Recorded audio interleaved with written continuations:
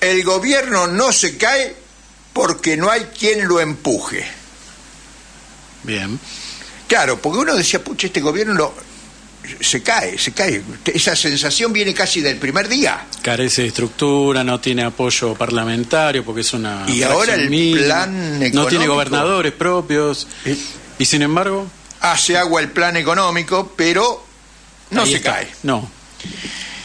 El 28 de abril, el economista Alfredo Zayat escribió en página 12 que el presidente Javier Milei está provocando el colapso de la economía real.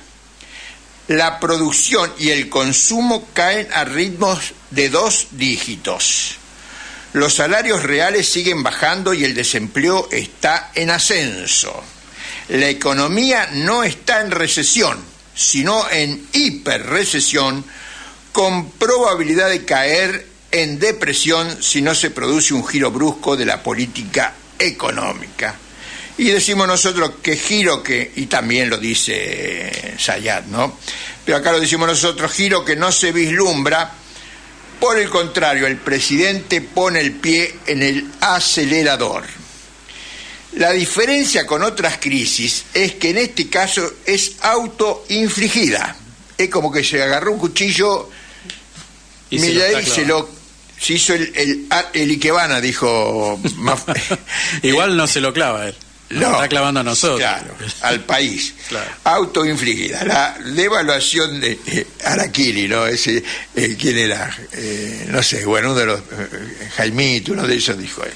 Bueno, Araquiri en vez de Ikebana. Al revés, Ikebana en lugar de Araquiri. La devaluación del 118% con la que Milei debutó solo fue superada por otras 2, ambas durante el gobierno de Alfonsín, pero entonces producto de un golpe de mercado para apurar su renuncia. Lo que a Alfonsín fue un golpe para voltearlo, con esa medida subió Milei. Oh, Increíblemente. El trabajo de Zayat contiene varias cifras de las que solo traemos las más elocuentes.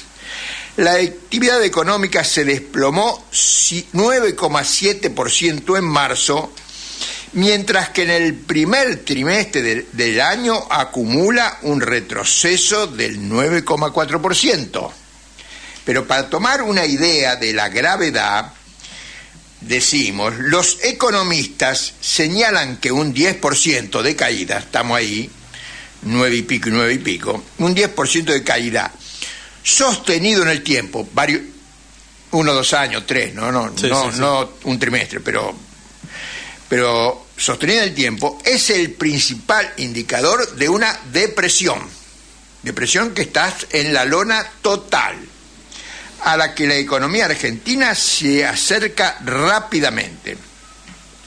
Persistir en esta política solo conducirá al desastre, pero difícilmente caiga el gobierno porque, al igual que un árbol seco, no se caerá salvo que haya quien lo empuje.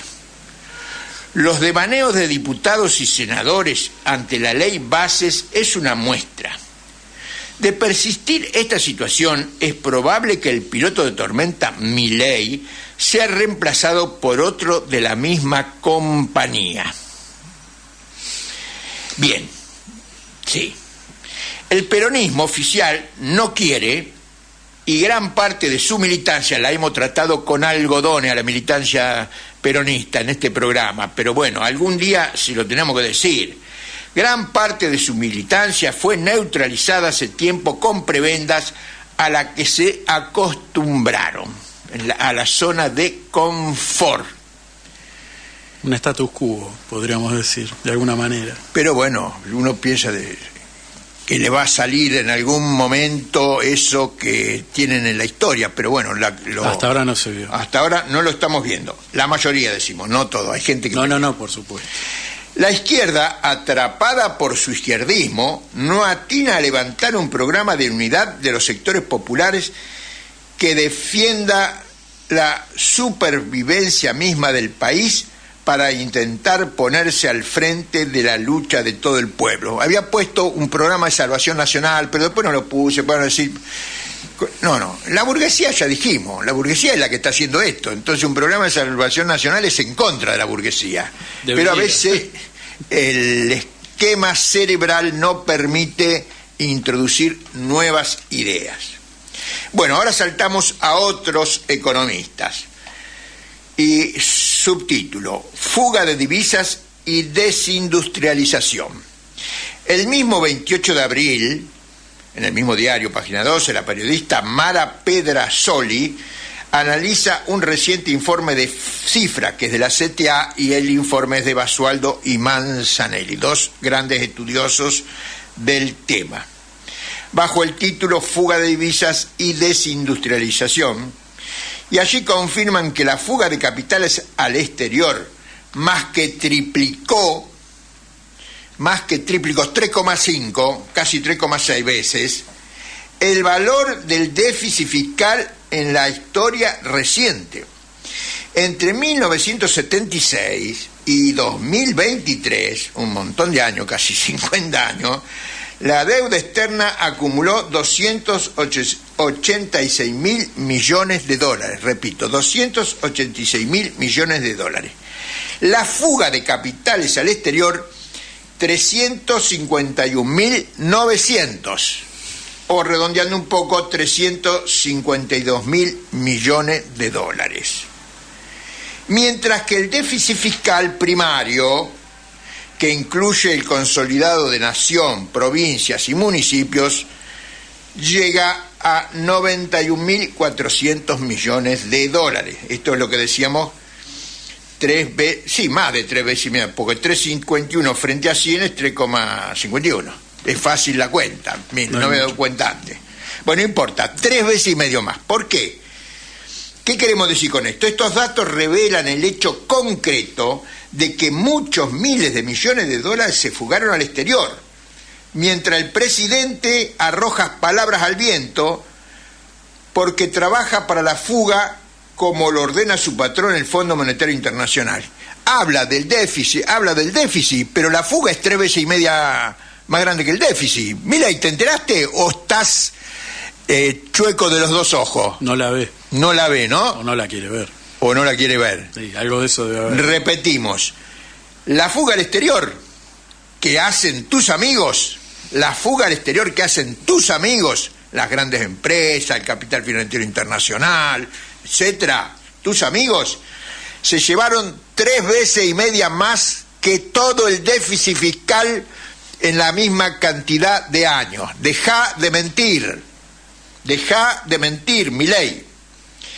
Dice Eduardo Basualdo en el informe que los recursos fugados, estos, dañan la formación interna de capital y no al consumo de los sectores de altos ingresos, restringiendo la industrialización como estrategia de crecimiento más equitativa.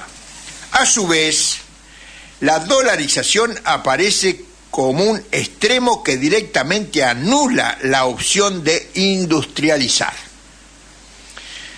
Que no es casual, ¿no? No, es todo parte del mismo plan. Continúa el informe diciendo que, sin desconocer que la aspiración de dar un salto cualitativo en la industrialización del país no tuvo futuro por las recurrentes crisis de la balanza comercial que generó 2 ciclos de, ¿cómo que se llama? Lo dice en inglés, pero no me lo aprendí. 2 ciclos de estancamiento y crecimiento. And go. Stop and go. Stop and go, sí. Stop and go. Pero acá estamos en la Argentina. Estancamiento y crecimiento, originados en lo que Aldo Ferrer, otro economista muy encumbrado, que falleció hace unos años, llamó el cuello de botella de la economía argentina. Esto es, la industria no genera las divisas para su propio desarrollo. Eso era hasta hace poco, hasta hace unas décadas, lo más grave. Ahora Basualdo agrega que básicamente hay 2 tipos de fuga. No, lo que agrega, pero también esto lo dice Basualdo, hay 2 tipos de fuga. la que realizan los grupos económicos, tanto locales como extranjeros, y firmas oligopólicas, que representan aproximadamente el 80% del monto fugado desde 1976. Desastroso, pero no es casual, sí. Todos amigos de Milei, Macri, ¿quién más puede nombrar? Cavallo, Fundación Mediterránea, y Carlitos Menem, para nombrar los más conocidos. Y la que realizan las personas físicas, dentro de las cuales, en términos de montos, son determinantes los accionistas y funcionarios de los propios grupos económicos, otros más amigos del Peluca, que estimativamente concentran un 10%. Son unos poquitos comparado con el resto, el último 10%, la clase media. O sea que la clase media, que son muchos miles, 10%. Los funcionarios de estas empresas, que son poquitos, 10%. Y las empresas, 80%. Una barbaridad.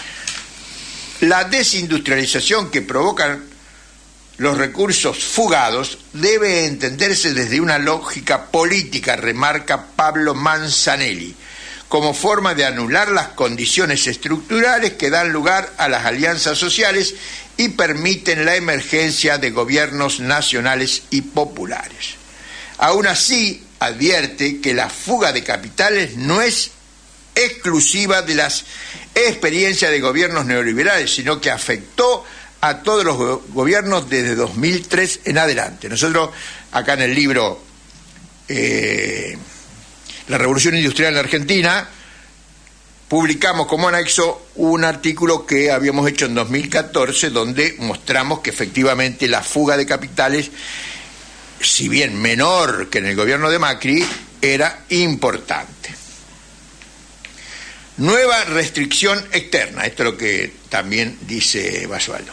El trabajo reafirma dos transformaciones que fueron definitorias en la insuficiencia crónica de divisas. La primera de ellas es la fuga de capitales locales al exterior, que no solamente es decisiva como integrante de la restricción externa. La restricción externa se entiende que acá la economía argentina depende mucho de los dólares, y no hay dólares, y encima se los llevan. Exacto. Sino también en la conformación del nuevo patrón de acumulación de la valorización financiera. Sí, esto se lo llevan de todas las maneras a vida y por haber. Y la segunda es que el proceso de obtención de un saldo positivo y creciente de largo plazo en la balanza comercial, Basualdo le cambió un poquito el orden de las palabras porque no se entendía bien. O tiene esa forma de escribir Basualdo que a veces te confunde. Sí, pero bueno, acéptelo, Eduardo. Además tenemos la misma edad, así que podemos hablar un poco de tú a tú, ¿no es cierto? Sí, tranquilamente.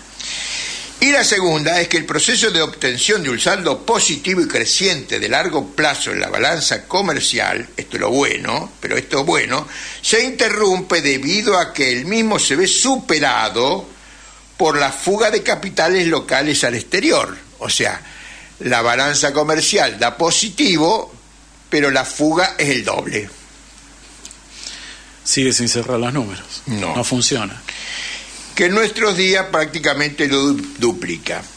Además, como complemento del regalito que nos traen, la sub- y sobrefacturación de exportaciones e importaciones, respectivamente, subfacturación de exportaciones, sobrefacturación de importaciones, también puede leerse como parte de la estrategia de fuga de divisas. La restricción externa basada en los problemas del estancamiento, crecimiento, del stop and go, pudo ser superada a partir de los años 83-84, pues desde ese momento el saldo comercial fue positivo, salvo en años excepcionales. Nosotros, que no somos economistas, pero sí militantes políticos, decimos: lo que nosotros vemos, que las condiciones de ilegitimidad política existente en esos años, que crecieron a partir de la dictadura de Onganía en 1966, sí, Cordobazo y el auge revolucionario, chocaban con la base económica, resolviéndose este choque, como bien indica el informe, por la interrupción de la segunda etapa de sustitución de importaciones por parte de la dictadura de 1976. Bien. Tenemos respeto por quienes han estudiado seriamente y durante años el problema de la industrialización y la dependencia. Por eso nos apoyamos en sus análisis económicos, pero no podemos dejar de plantear nuestra visión política sobre la causa principal de la no industrialización. Porque siempre en última instancia define la política. La no industrialización y del actual proceso de desindustrialización y de la dependencia argentina. En los últimos 150 años, casi todo, sí, de la historia nuestra, la mayoría los vivimos bajo la hegemonía de una clase capitalista indolente. Esta palabra, ¿sabes de dónde la saqué? Indolente, de un tal Adam Smith. Precisamente, un escocés. Sí, un visionario, ¿no? Hablando de los terratenientes, porque acá la ideología predominante en la clase capitalista argentina proviene de los terratenientes. Es una clase indolente, decía Adam Smith, de los terratenientes ingleses. Sí, sí. Y los de acá también. Porque hacen más o menos lo mismo. Aparte, no en vano tenían ese vínculo, ¿no? Claro. Precisamente. Una clase capitalista indolente que no alcanzó a tener conciencia de nación, que no quiso arriesgar sus capitales para industrializar el país, para hacer de Argentina uno desarrollado. En los relativamente breves periodos que se intentó el camino de la industrialización, fue por imposición de la situación internacional, la crisis del 29, o por cuestiones ideológicas durante el primer peronismo, los militares nacionalistas. Sí. Pero la debilidad histórica fue la ausencia de una burguesía revolucionaria. Revolucionaria en el plano de la burguesía, ¿eh? Sí, no le estamos pidiendo que hagan el socialismo a la burguesía. No, que hagan un país capitalista desarrollado. Claro, con proyección, vamos a decirlo. Que era posible, ¿eh? Bueno, eso está en el libro, está bien explicado. Ahora vamos a hablar de eso. Bueno, de allí que nuestra posición es que la revolución industrial, más que la sustitución de importaciones, nosotros hablamos de revolución industrial, más que de sustitución de importaciones, requiere otra alianza de clases, una que no esté liderada por alguna fracción de la burguesía, o por ninguna fracción de la burguesía, porque como dijimos, estas fracciones o están en contra, o no se jugaron cuando les estuvo planteado. Una verdadera revolución industrial tiene que ser protagonizada por el pueblo trabajador en su acepción más amplia, es decir, todos los que viven de su trabajo. Estos son la clase obrera y los amplios sectores llamados clases medias, porque el dentista me dijo, no nos digan pequeña burguesía, porque no me gusta, me dice. Bueno, ¿cómo querés que te llamemos? Clase media. Vamos con esa concepción. Amplios sectores, sí, son nuestros amigos, o sea, y además, que uno viene de la clase media, así que, es decir, el pueblo argentino, con su diversidad de etnias y géneros, a la fuerza política que lo represente, a este sector, a la fuerza política que represente a la clase obrera y las amplias clases medias, la vemos organizada en un frente por la independencia nacional de los distintos agrupamientos políticos y sociales. En la coyuntura, impulsamos la huelga general para empujar el árbol seco de Milei. Y en lo estratégico planteamos la revolución industrial y la formación de un verdadero frente por la independencia nacional y la liberación social.